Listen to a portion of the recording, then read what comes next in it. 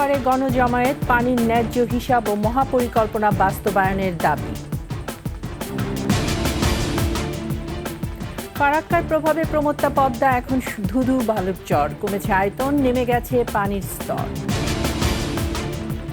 রমজানে ৩০ টাকা দরে ১৫ কেজি করে চাল পাবে ৫০ লাখ পরিবার, বললেন খাদ্য উপদেষ্টা।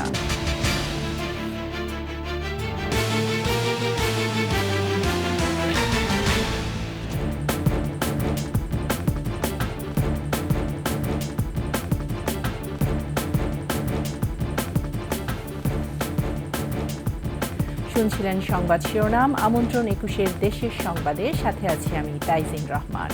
দর্শক, ২১ টেলিভিশনের সংবাদ একই সাথে সরাসরি দেখতে পাবেন আমাদের ফেসবুক পেজ www.facebook.com/2124 অনলাইনে।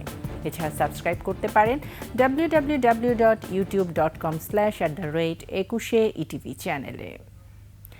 তিস্তা নদীর পানির ন্যায্য হিস্সা ও মহাপরিকল্পনা বাস্তবায়নের দাবিতে উত্তরবঙ্গের ১১টি স্থানে শুরু হয়েছে অভিনব প্রতিবাদ কর্মসূচি।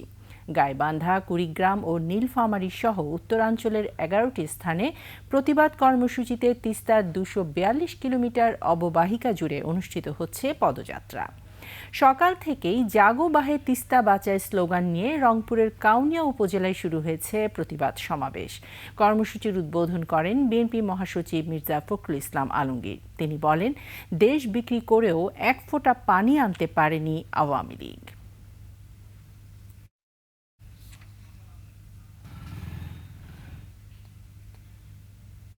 আমাদের তিস্তা নদী বাঁচাবার জন্য তিনি আজকে 5টা জেলাকে একত্রিত করে এই তিস্তা নদীর আহ্বানে আমরা যারা বাস করি তাদেরকে তিনি আজকে জাগিয়ে তুলেছেন। স্লোগান দিয়েছেন কিসের? জাগো ভাই কুণ্ঠে সবাই, দুলু ভাই ডাকতেছে, আইসো আমরা তিস্তা বাঁচাই। ঠিক না? এই যে আন্দোলন শুরু হলো, এই আন্দোলন আমরা শেষ পর্যন্ত নিয়ে যাব। পদ্মার বুক জুড়ে শুধু বালু আর বালু। অববাহিকায় কমেছে বৃষ্টির পরিমাণ, বেড়েছে তাপমাত্রা, বিপন্ন হচ্ছে পরিবেশ। ফারাক্কার প্রভাবে জৌলুস হারিয়ে অচেনা রূপে এক সময়ে প্রমত্তা পদ্মা। নদীর আয়তন কমেছে প্রায় ৫০%, যেন মরুময় দেশের কোনো একটি অঞ্চল। হাসান আল মবিনের ক্যামেরায় রাজশাহী বিভাগীয় প্রতিনিধি বদরুল হাসান লিটনের তথ্যে ডেস্ক রিপোর্ট। পদ্মার অববাহিকায় গড়ে উঠেছে এই অঞ্চলের সভ্যতা ও সংস্কৃতি। বৃহত্তর রাজশাহী অঞ্চলের মানুষের জীবন জীবিকারও অন্যতম উপলক্ষ্য ছিল এই নদী। যৌবন হারিয়ে পদ্মা এখন ধুধু বালুচর। ৪-৫ দশক আগেও কয়েক কিলোমিটার দূর থেকে শোনা যেত খরস্রোতা প্রমত্তা পদ্মার গর্জন। ফারাক্কা বাঁধের প্রভাবে পানি প্রবাহ কমে আয়তন অর্ধেকে নেমেছে, কমেছে গভীরতাও। বিলুপ্তির পথে অনেক দেশীয় প্রজাতির মাছ। চর এখন আর দিন দিন বেড়ে আসছে, মানে বড় হইতেই আছে চর। যখন বন্যা কমে যায় তখন আপনার এই চর মরুভূমি হয়ে যায়। পানি নাই কারণে আমাদের মাছও নাই নদী। জলজ প্রাণী, জলজ উদ্ভিদ এসব হতো স্বাভাবিকভাবে, সেগুলো বিলুপ্ত হচ্ছে। গ্যাঞ্জেস ডলফিন আর নাই, আমরা ডলফিন দেখি না। আরও প্রায় ৭-৮ রকম মাছ, এই মাছগুলো আমরা এখন আর দেখি না। পানি প্রবাহ নিজেদের নিয়ন্ত্রণে নিতে প্রতিবেশী ভারত পদ্মার ১৮ কিলোমিটার উজানে ফারাক্কা বাঁধ চালু করে ১৯৭৫ সালের ২১ এপ্রিল। এই বাঁধ দিয়ে ভারত পশ্চিমবঙ্গের ভাগীরথী ও হুগলি নদীতে পানি প্রত্যাহার শুরু করে। আগামী বছর কিন্তু ফারাক্কা চুক্তি মেয়াদ শেষ। ফারাক্কা যেটা আসলে আমরা পানি পাওয়ার কথা, সে পানিটা ড্রেনেজ হয়ে সাগরে চলে যাচ্ছে। পদ্মায় প্রবাহ কমার কারণে বরেন্দ্র অঞ্চলে নেমে গেছে মাটির নিচে পানির স্তর। বর্তমানে রাজশাহী অঞ্চলে মাটির নিচে পানির স্তর ১২৫ ফুট নিচে। গবেষকরা বলছেন ১৯৮৪ সালের তুলনায় নদীর আয়তন কমেছে প্রায় ৫০%, গভীরতা কমেছে ১৭.৮%, আর প্রবাহ কমেছে ২৬.২%। এই চরগুলা সৃষ্টি হওয়ার কারণে নদীর অববাহিকা আপনার সংকুচিত হয়ে যাচ্ছে। নদীর প্রবাহর জন্য প্রপার স্পেস বা রাইট অফ ওয়ে পাচ্ছে না। এই কারণে দেখা যাচ্ছে আমাদের নেভিগেশনের সমস্যা তো হচ্ছেই, প্লাস আপনার বিভিন্ন যে আপনার শাখা নদীগুলো আছে পদ্মার, সেটার উপরে ইফেক্ট পড়তেছে। গবেষণা বলছে ফারাক্কা বাঁধ চালুর আগে ১৯৬৯ থেকে ১৯৭৪ সাল পর্যন্ত পদ্মায় প্রতি সেকেন্ডে পানি প্রবাহ ছিল 9,032 ঘনমিটার। 1975 থেকে 2019 সাল পর্যন্ত প্রবাহ নেমেছে 5,146 ঘনমিটারে। এখনই যথাযথ পদক্ষেপ না নিলে হয়তো আরও রুগ্ন হয়ে যেতে পারে পদ্মা। সমর ইসলাম, ডেস্ক রিপোর্ট, 21 টেলিভিশন। তিস্তা বাঁচায় কর্মসূচি নিয়ে আরও জানাতে আমাদের সাথে রংপুরের কাউনিয়ায় তিস্তা পাড় থেকে সরাসরি যোগ দিচ্ছেন সহকর্মী লিয়াকত আলী বাদল। চলে যাচ্ছি তার কাছে। বাদল, আমাদেরকে সেখানকার সবশেষ পরিস্থিতি জানাবেন। বক্সঅপ দেওয়া আছে ভাই, বক্সঅপ দেওয়া আছে, ওই যে এফটিভিতে বক্সঅপ দেওয়া আছে, 5টা বক্সঅপ আছে।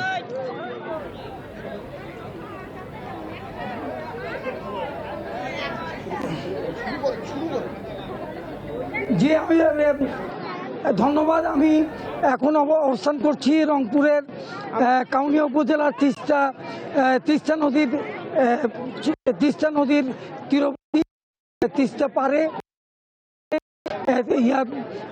তিস্তা নদীর ন্যায্য হিস্যা, পানির ন্যায্য হিস্যা এবং তিস্তা মহাপরিকল্পনা বাস্তবায়নের দাবিতে দুদিনব্যাপী বিএনপির এখানে লাগাতার দুদিনব্যাপী কর্মসূচি শুরু হয়েছে, অবস্থান কর্মসূচি শুরু হয়েছে এবং ইতিমধ্যেই সকাল থেকে এই তিস্তাপাড়ের কাউনিয়ার এই তিস্তাপাড়ের এই চরাঞ্চলের মধ্যে জায়গায় হাজার হাজার মানুষ এখানে অবস্থান নিয়েছে।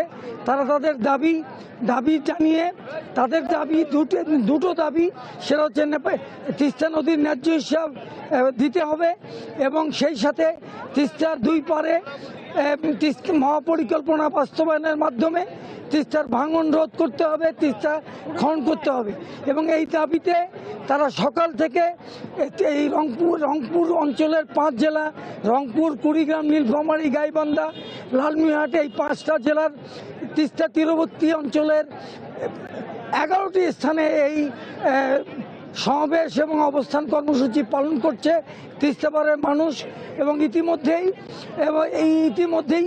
তাদের এই দুটি এই দাবিকে কেন্দ্র করে তিস্তাপাড়ের মানুষের মধ্যে একটি গণজাগরণের সৃষ্টি হয়েছে এবং মানুষের এই দাবি বাস্তবায়ন পর্যন্ত তারা তাদের আন্দোলন চালিয়ে যাবে বলে বলেছে। এখান থেকে কিছুক্ষণ আগে এখানে বিএনপির মহাসচিব মির্জা ফখরুল ইসলাম আলমগীর উনি এখানে বক্তব্য রেখেছেন। উনি বলেছেন যে তিস্তা নদীর ন্যায্য হিস্যা উনি আদায় করে এবং আদায় করবেন, ভারতকে বাধ্য করা হবে। ধন্যবাদ বাদল। রংপুরের কাউনিয়ায় তিস্তা নদীর পাড় থেকে সেখানকার সবশেষ খবর জানাচ্ছিলেন আমাদের সহকর্মী লিয়াকত আলী বাদল।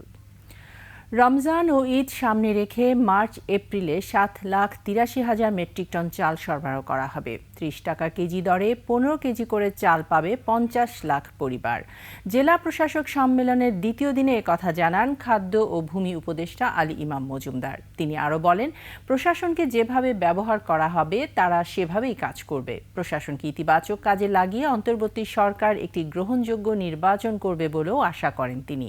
উপদেষ্টা বলেন, রোজার মাসে সুলভ মূল্যে চাল বিতরণ কর্মসূচি হাতে নিয়েছে সরকার। এই কার্যক্রম সঠিকভাবে সম্পন্ন করতে জেলা প্রশাসকদের কঠোর তদারকির নির্দেশনা দেওয়া হয়েছে। রোজার মাসে খাদ্য মন্ত্রণালয়ের মাধ্যমে বিশাল পরিমাণ খাদ্যশস্য অত্যন্ত সুলভ মূল্যে এবং ক্ষেত্র বিশেষে কিছু আবার বিনামূল্যে যাচ্ছে। মার্চ মাস, এপ্রিল মাস, 2 মাস 1.5 লাখ করে 3 লাখ মেট্রিক টন চাল যাবে খাদ্য বান্ধব কর্মসূচিতে। এটা পাবে 15 টাকা কেজিতে পাবে, প্রতি পরিবার 30 কেজি করে পাবে। জাতীয় পরিচয়পত্র থাকলে পাসপোর্টে ভেরিফিকেশন লাগবে না বলে জানিয়েছেন স্বরাষ্ট্র উপদেষ্টা। রোহিঙ্গারা যেন বাংলাদেশের পাসপোর্ট ব্যবহার করতে না পারে সে বিষয়ে সতর্ক থাকারও আহ্বান জানান তিনি।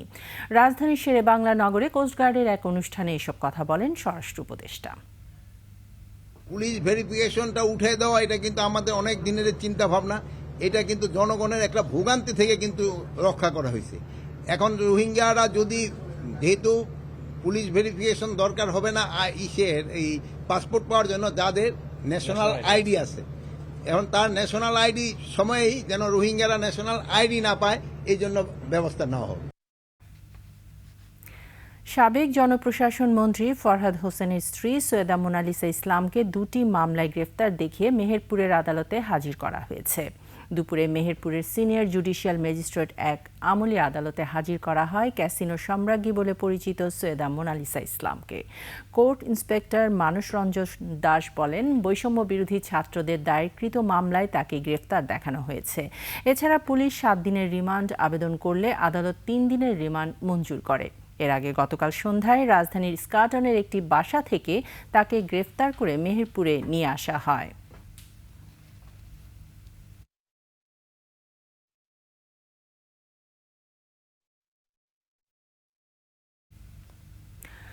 বৈষম্য বিরোধী ছাত্র আন্দোলনে মিরপুর থানার আনোয়ার হোসেন পাটোয়ারি হত্যা মামলায় সাবেক মন্ত্রী হাসানুল হক ইনু ও ওয়ার্কার্স পার্টির সভাপতি রাশেদ খান মেননকে ফের রিমান্ডে নেওয়া হয়েছে।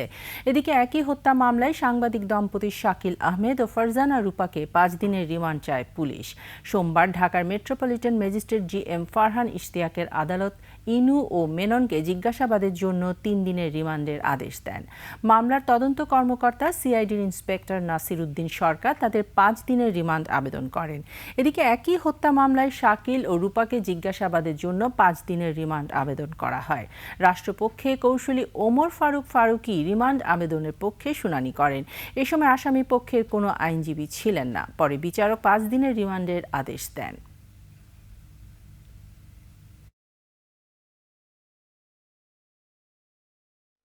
মিরপুর থানা মামলা, এটাও একটি হত্যা মামলা। এই মামলায় 4 জনের বিরুদ্ধে রিমান্ড প্রার্থনা করেন। তারা হলেন সাবেক অবৈধ মন্ত্রী মেনন, হাসানুল হক ইনু এবং শাকিল আহমেদ এবং ফারজানা রূপা। এদের জন্য তদন্তকারী কর্মকর্তা। এটা একটি হত্যা মামলা। এই মামলায় 5 দিনের রিমান্ড প্রার্থনা করেন। বিজ্ঞ আদালত ফারজানা রূপা এবং শাকিল আহমেদকে 5 দিনের রিমান্ড মঞ্জুর করেন এবং হাসানুল হক ইনু এবং মেননকে 3 দিনের রিমান্ড মঞ্জুর করেন। ফেব্রুয়ারি মাসের মধ্যেই প্রাইমারি স্কুলের শিক্ষার্থীরা বই পাবেন বলে জানিয়েছেন প্রাথমিক ও গণশিক্ষা মন্ত্রণালয়ের উপদেষ্টা অধ্যাপক ডাক্তার বিধান রঞ্জন রায় পোদ্দার। সকালে গাজীপুরে 2 দিনের রিডিং কনফারেন্স উদ্বোধন শেষে সাংবাদিকদের এসব কথা জানান তিনি। এ সময় তিনি আরও বলেন, ক্লাস 3 পর্যন্ত বইগুলোর 85% উপরে চলে গেছে।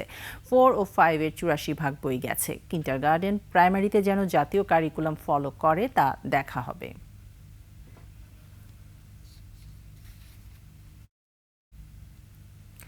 পৃথক সড়ক দুর্ঘটনায় ঢাকা মাওয়া এক্সপ্রেসওয়ে শ্রীনগরে ও ফরিদপুরে 23 জন আহত এবং ট্রেনে কাটা পড়ে 1 জন নিহত হয়েছে। ঢাকা মাওয়া এক্সপ্রেসওয়ে শ্রীনগরের কামারখোলায় 3টি যানবাহনের সংঘর্ষে 15 জন আহত হয়েছে। পুলিশ জানায়, সকালে কুয়াশার কারণে নিয়ন্ত্রণ হারিয়ে ঢাকামুখী পিকআপ ভ্যানের পেছনে ধাক্কা দেয় কাভার্ড ভ্যান। পরে পিকআপ ভ্যানটি অপর একটি বাসকে ধাক্কা দেয়। এ সময় আহত হয় 15 জন। এদিকে ফরিদপুরের ভাঙ্গায় বাস কাভার্ড ভ্যানের সংঘর্ষে 8 জন আহত হয়। এ সময় মহাসড়কের দুপাশে যানবাহন আটকা পড়ে। আহতদের ভাঙ্গায় স্বাস্থ্য কমপ্লেক্সে চিকিৎসা দেওয়া হচ্ছে। এদিকে ফরিদপুর সদরের বাইতুল আমান পাটাদার ডাঙ্কির মোড়ে ট্রেন দুর্ঘটনায় 1 জন নিহত হয়েছে। দুর্ঘটনা দেখতে গিয়ে আহত হয়েছেন আরেক যাত্রী। নাটোরের সড়ক দুর্ঘটনায় মারা গেছে 1 জন।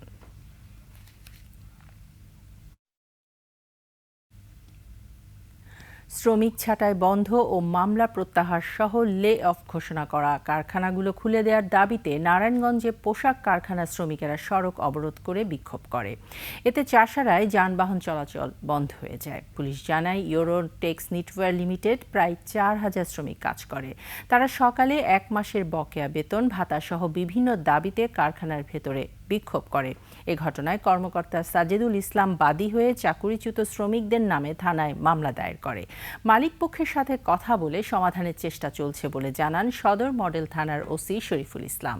সমাধানের আশ্বাসে 2.5 ঘণ্টা পর যান চলাচল শুরু হয়।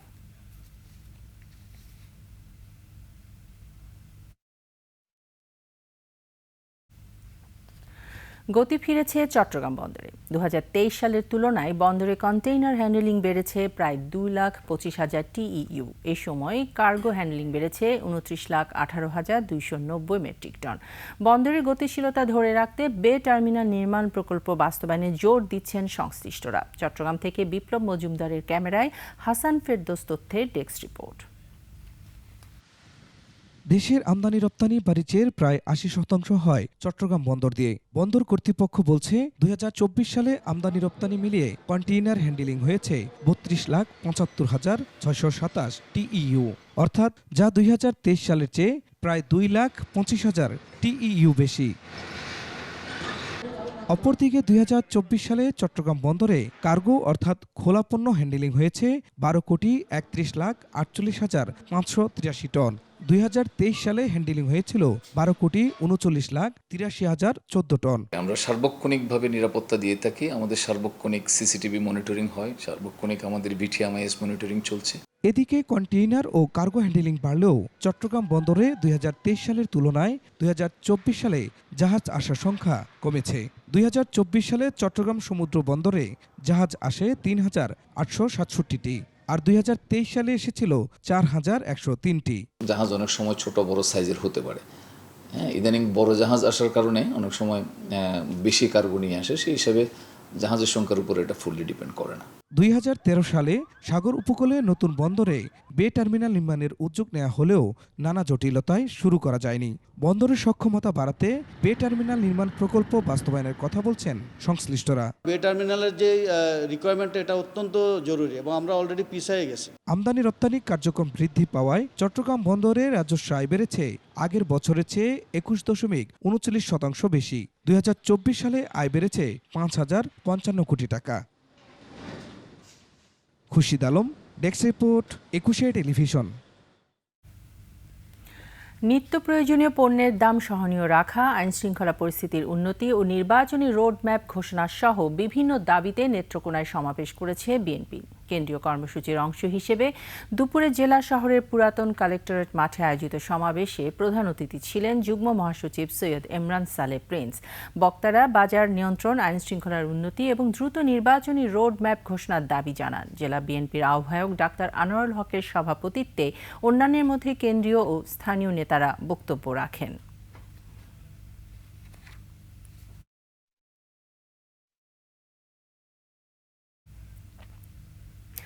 ঝিনাইদহ ও ঝালকাঠিতে হয়ে গেল আনসার ও গ্রাম প্রতিরক্ষা বাহিনীর সমাবেশ। সকালে ঝিনাইদহ শিশু একাডেমি মিলনায়তনে সমাবেশে খুলনা রেঞ্জের উপমহাপরিচালক নুরুল হাসান ফরিদি ও অতিরিক্ত পুলিশ সুপার ইমরান জাকারিয়া বক্তব্য রাখেন। সমাবেশ শেষে ভালো কাজের স্বীকৃতি হিসেবে ৫০ জন আনসার ও ভিডিবি সদস্যকে পুরস্কার দেওয়া হয়। এদিকে ঝালকাঠিতেও প্রামাণ্য চিত্র প্রদর্শন ও পুরস্কার বিতরণের মধ্য দিয়ে বাংলাদেশ আনসার ও গ্রাম প্রতিরক্ষা বাহিনীর জেলা সমাবেশ হয়েছে।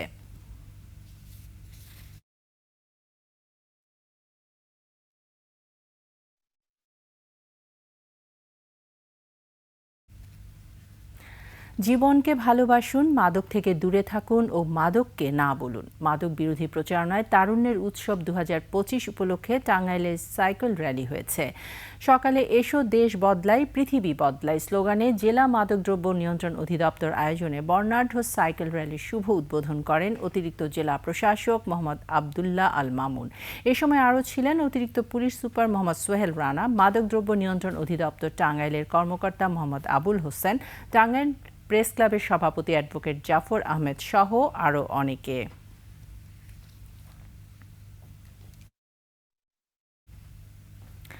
পঞ্চগড়ের শত বছরের ঐতিহ্য ধরে রেখেছে রসালো মিষ্টান্ন টোপা। চায়ের টেবিল থেকে অতিথি আপ্যায়নে টোপা বেশ জনপ্রিয়। চালের গুঁড়ো, ময়দা, চিনি ও গুঁড়া দিয়ে তৈরি বিশেষ এই মিষ্টান্ন টোপা খেতে যতটা সুস্বাদু তেমনি স্বাস্থ্যসম্মত হয় বাড়ছে এর চাহিদা। স্থানীয়রা বলছেন, ক্রেতাদের রুচি ও চাহিদা পূরণে নির্ভেজাল খাবার হিসেবে টোপা তার ঐতিহ্য অক্ষুণ্ণ রেখেছে। পঞ্চগড় প্রতিনিধির তথ্য ও ছবিতে ডেস্ক রিপোর্ট। দিন বদলের সাথে সাথে পরিবর্তন হয় মানুষের রুচি আর চাহিদার। মেনুতে যুক্ত হয় নানান পদ। রসনাবিলাসী খাবারের ভিড়ে পঞ্চগড়ের মিরগড়ে তৈরি রসালো টোপা এখনও তার জনপ্রিয়তা ধরে রেখেছে। অতিথি আপ্যায়ন আর বন্ধুদের চা চক্রে মিষ্টান্ন হিসেবে টোপা এখনও সমান জনপ্রিয়। চালের গুঁড়ো, ময়দা, চিনি অথবা গুড় দিয়ে তৈরি রসালো মিষ্টান্ন টোপা এখন জেলার মানুষের রসনা বিলাসের পাশাপাশি দেশের বিভিন্ন এলাকায় যাচ্ছে উপহার হিসেবে। কৃত্রিম কোনো রং বা কেমিক্যাল না থাকায় স্বাস্থ্যসম্মত খাবার হিসেবেও পরিচিতি রয়েছে এই মিষ্টান্নটির। আগে চিনি দিয়ে বানানো হতো, এখন গুড় দিয়েও তৈরি করা হচ্ছে। এটা আমাদের স্বাস্থ্যের জন্য কোনো ক্ষতি করতেছে না। এটা আমার জন্ম লগ্ন থেকে শুরু করে খাচ্ছি, আমাদের গুরুজন করছে, এখন আমরা করছি। এছাড়া স্কুল কলেজের টিফিন হিসেবে শিক্ষার্থীদের কাছে খুবই প্রিয় এই মিষ্টান্ন। মিরগড়ের টপাটি খেতে অনেক মজা। টিফিনের সময় আমরা বন্ধু বান্ধব মিলে মিরগড়ের টপা খেতে আসি। নাটোরের চমচম বা অন্যান্য খাবার দেখে সেই জেলাটার নাম বলতে পারি, তেমনি কিন্তু টপা বলতে পঞ্চগড় বলতে হবে। শত বছর আগে আন্ধারি বেগম নামের এক নারীর তৈরি এই টোপা মিষ্টি বিক্রি করে অনেকে আর্থিকভাবে সচ্ছলতা অর্জন করেছেন। পরিমাণ মতো পানি দিয়ে গুড়ের শিরা তৈরি করি, চিনির শিরা তৈরি করি এবং পানি আর ময়দা দিয়ে সুন্দরভাবে আমি খামিরটা প্রায় 20 মিনিট আধা ঘন্টা যাবত নাড়েচাড়ি তৈরি করি। এই খাবারটা সর্বপ্রথম বানাতো আন্ধারি রানী একটা মহিলা, সে হিন্দু ছিল। তারপরে আমার দাদা শুরু করে এটা। আমার দাদা বানাতে বানাতে আমার দাদা তো মারা গেল, তারপরে আমার বাবা বিক্রি করতো, বাবা বানাতো। সংশ্লিষ্টরা আশা করছেন নতুন প্রজন্মের হাত ধরে টোপা মিষ্টান্নটি একসময় মিষ্টির বাজারে বড় জায়গা করে নেবে। Masuma Lisa, desk report, 21 television. শেষ করছে ঐতিহ্যবাহী কুড়িখাই মেলার খবর দিয়ে। কিশোরগঞ্জের কটিয়াদীতে চলছে প্রায় 400 বছরের পুরনো ঐতিহ্যবাহী কুড়িখাই মেলা। প্রতি বছর দেশের বিভিন্ন এলাকা থেকে দর্শনার্থী এখানে ঘুরতে আসেন। মেলা উপলক্ষে জামাইদের দাওয়াত দিয়ে আদর আপ্যায়ন করা হয় এই গ্রামের রীতি। সেই সুবাদে বাবার বাড়িতে নায়রে আসে মেয়েরাও। মেলার মূল আকর্ষণ বড় আকারের মাছের বাজার। কিশোরগঞ্জ প্রতিনিধি রুমন চক্রবর্তীর তথ্য ও ছবিতে ডেস্ক রিপোর্ট। প্রায় 400 বছর আগে কিশোরগঞ্জের কটিয়াদীর কুড়িখাই এলাকায় আস্তানা গাড়েন 12 আউলিয়ার অন্যতম শাহ শামসুদ্দিন আউলিয়া বোখারি রাদিয়াল্লাহু। এই সাধকের মৃত্যুর পর বাৎসরিক ওরস ঘিরে শুরু হয় আয়োজন। পরে তা গ্রামীণ মেলা রূপে হয়ে যায় সার্বজনীন উৎসব। এই মেলা ঘিরে আশপাশের প্রায় 40 গ্রামের মানুষের মধ্যে উৎসব বিরাজ করে। বরাবরের মতো এবারও আয়োজন করা হয় সপ্তাহব্যাপী মেলা। ভিড় জমাচ্ছেন নানা বয়সী দর্শনার্থী। মেলায় রয়েছে চিরচেনা নাগরদোলা, পুতুল নাচ, সার্কাস সহ নানা আয়োজন। বন্ধু আইসি মেলাতে ঘুরতেছি, অনেক মজা লাগতেছে। এটা আমাদের ঐতিহ্যবাহী একটা মেলা, বাচ্চার জন্য খেলনা কেনার জন্য। প্রায় 1.5 কিলোমিটার এলাকা জুড়ে মেলার মূল আকর্ষণ বড় আকারের মাছের বাজার। কুড়িখাই গ্রামের দাওয়াতি জামাইরা এসব মাছের মূল ক্রেতা। মেলা থেকে মাছ কিনে শ্বশুরবাড়িতে বেড়াতে যাওয়া এখানকার পুরনো রীতি। শ্বশুরবাড়ি থেকে আসলে মানে মাছ নিয়ে যেতে হবে বাধ্যতামূলক। নতুন শ্বশুরবাড়ি বড় ধরনের একটা মাছ নেওয়ার জন্য জামাইরা মাছ টাছ নিয়ে আমি বড় বল বেচছি। আমি প্রায় 30 বছর যাবত এই মেলাতে ব্যবসা করছি। বর্তমান প্রযুক্তির যুগেও প্রাচীন গ্রামীণ এ মেলা স্থানীয় সার্বজনীন উৎসব। এ ঐতিহ্য ধরে রাখার আহ্বান সবার। সকল খাদেমরা সম্মিলিতভাবে এই উরসটা উদযাপন করে আসছি। এই বছরও আমাদের উরস অনেক আনন্দময় হয়েছে এবং সুশৃঙ্খলভাবেই হয়েছে। কুড়িখাইয়ে প্রতি বছর মাঘ মাসের শেষ সোমবার 7 দিনব্যাপী মেলা শেষ হচ্ছে আজ। Masuma Lisa, desk report, 21 television. শেষ করছি 21 দেশের সংবাদ। যাবার আগে সংবাদ শিরোনামগুলো জানিয়ে দিচ্ছি আরও একবার। তিস্তা পারে গণজমায়েত, পানির ন্যায্য হিসাব ও মহাপরিকল্পনা বাস্তবায়নের দাবি। ফারাক্কার প্রভাবে প্রমত্তা পদ্মা এখন ধুধু বালুর চর, কমেছে আয়তন, নেমে গেছে পানির স্তর। রমজানে 30 টাকা দরে 15 কেজি করে চাল পাবে 50 লাখ পরিবার, বললেন খাদ্য উপদেষ্টা।